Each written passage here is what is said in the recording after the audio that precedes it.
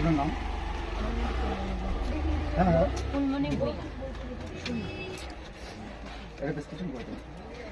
কি হবে দেখুন, দেখুন কি হবে। পুলিশ নাকি নিরাপত্তা দিতেছে জনসাধারণ মানুষের, আপনারা দেখছেন।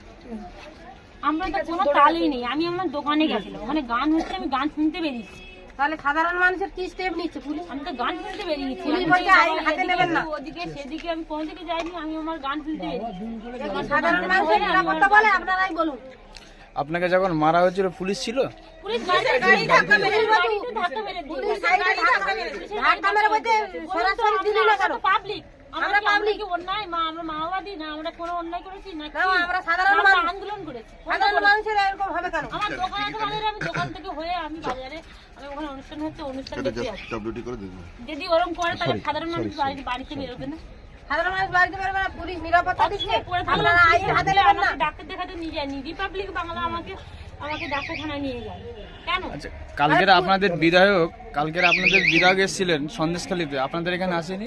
না আসেনি আসেনি এখানে? ফুলমণি ভূঁইয়া কাঠপোল বাজারে বাড়ি।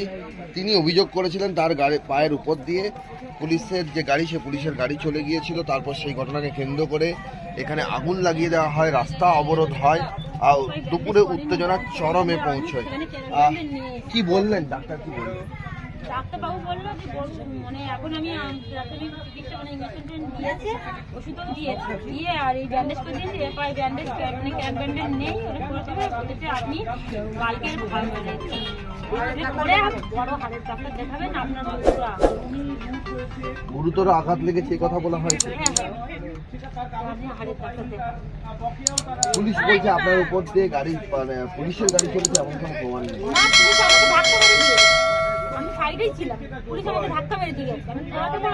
আমি দাঁড়াতে আমাকে যে মেরেছে, আমার যারা ছিল ওখানে তারা বলছে দাঁড়াও দাঁড়াও দাঁড়াও, বলছে তোমাদের উপর থেকে আমি চালিয়ে নিয়ে যাবো। আমি দাঁড়াবো না, আমি দাঁড়াবো না। আপনারাই বলেন জনসাধারণ গেছে কিনা বলে গাড়ি এক্সরে হয়েছে না, এক্সরে হয়নি। ওখানে তো প্রাথমিক চিকিৎসা এমনি ছোট বেসরকারি না, এক্সরে নেই। কাল সকালে এক্সরে করতে বলেছে, বলে বড় দেখাতে। ওনারা আশঙ্কা করছেন চোখ পেলে। আপনারা এখন কেমন, শরীর কেমন? আমার এখন ইঞ্জেকশন দিয়ে একটু যন্ত্রণা কমেছে, কিন্তু শরীর পায়ে ব্যথা আছে, এখন পা ছাপাতে পারছি না, টান ধরেছে। এই লিগামেন্ট টেন্ডন মনে হয় লেগেছে, কিন্তু এইখানটা আমার মনে হচ্ছে হাতটা চিটচিট খেয়ে গেছে খুব। আজের ঘটনায় কি বলবেন?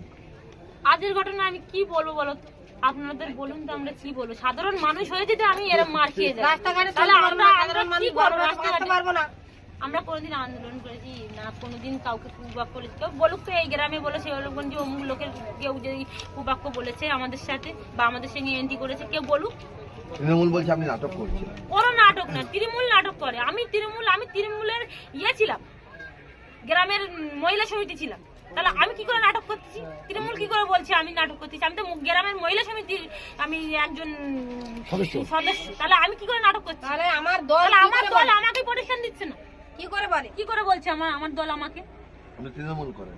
আমি তৃণমূল করি, আমাদের এখানে সবাই তৃণমূল করে, কেউ আমরা অন্য পার্টি করি না। আমরা সব দাদার পার্টি করি, দিদির পার্টি করি।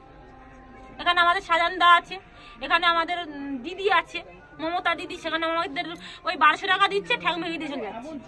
1200 টাকা দিচ্ছে, ঠ্যাং ভেঙে দিয়ে যাচ্ছে। কোনো তো কাজেই দেয় না আমাদের, আমরা পড়াশোনা করে তো বেকারই পড়ে আছি, কোনো তো কাজেই দেয় না, বদলে আমাদের ঠ্যাং ভেঙে দিয়ে যাচ্ছে পাবলিক হাঁটার সময়। যে ঘটনা ঘটেছে সেই ঘটনা অনভিপ্রেত, এমনটাই বলছেন ফুলমণি ভূঁইয়া। বলছেন